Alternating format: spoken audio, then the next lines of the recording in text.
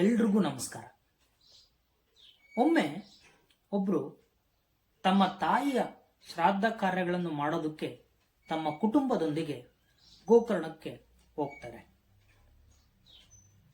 ಅಲ್ಲಿ ಒಬ್ಬ ಪುರೋಹಿತರನ್ನು ಕಂಡು ತಮ್ಮ ತಾಯಿಯ ಶ್ರಾದ್ದ ಕಾರ್ಯವನ್ನು ಮಾಡುವಂತೆ ಕೇಳ್ಕೊಳ್ತಾರೆ.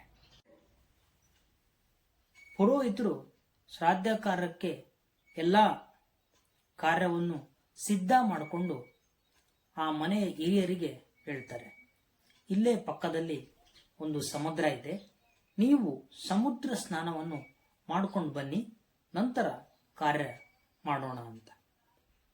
ಆ ಹಿರಿಯರು ಸಮುದ್ರಕ್ಕೆ ಹೋಗ್ತಾರೆ. ಬಹಳ ಹೊತ್ತಾದರೂ ಕೂಡ ಆ ಹಿರಿಯರು ಮತ್ತೆ ಮರಳಿ ಬರೋದಿಲ್ಲ. ಗಾಬರಿಯಾದಂತಹ ಕುಟುಂಬದವರು ಮತ್ತು ಪುರೋಹಿತರು ಆ ಸಮುದ್ರದ ದಡಕ್ಕೆ ಹೋಗ್ತಾರೆ.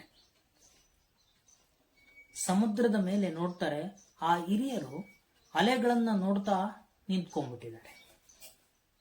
ಪುರೋಹಿತರು ಕೇಳ್ತಾರೆ, ಏನ್ ಸ್ವಾಮಿ, ಸ್ನಾನ ಮಾಡ್ಕೊಂಡು ಬನ್ನಿ ಅಂತ ಹೇಳಿದ್ರೆ ಅಲೆಗಳನ್ನ ನೋಡ್ತಾ ನಿಂತ್ಕೊಂಡ್ಬಿಟ್ಟಿದ್ದೀರಲ್ಲ, ಹೇಗೆ ಅಂತ ಕೇಳ್ತಾರೆ.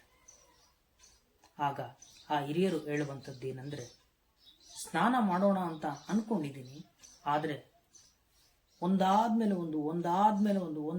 ಒಂದು ಅಲೆಗಳು ಬರ್ತಾನೇ ಇವೆ. ಅಲೆಗಳು ನಿಂತ ಮೇಲೆ ಸ್ನಾನ ಮಾಡೋಣ ಅಂತೇಳಿ ಆ ಪುರೋಹಿತರಿಗೆ ಆ ಹಿರಿಯರು ಹೇಳುವಂಥದ್ದು.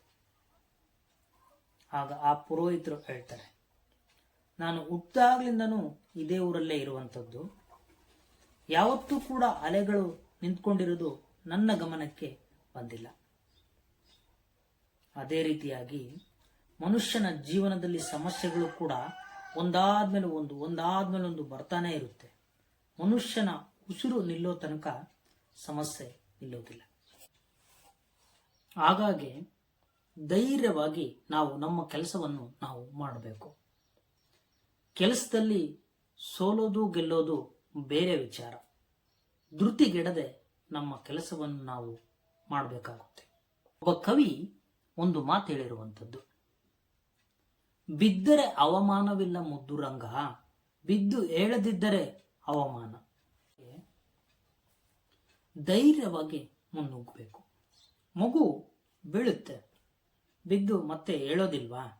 ಹಾಗೇನೆ ನಮ್ಮ ಜೀವನ ಆದರೂ ಕೂಡ ಬಿದ್ವಿ ಅಂತೇಳಿ ಅಲ್ಲೇ ಇದ್ರೆ ಬದುಕು ಮುಂದುವರಿಯೋದಿಲ್ಲ. ಎಲ್ರಿಗೂ ಮತ್ತೊಮ್ಮೆ ನಮಸ್ಕಾರ.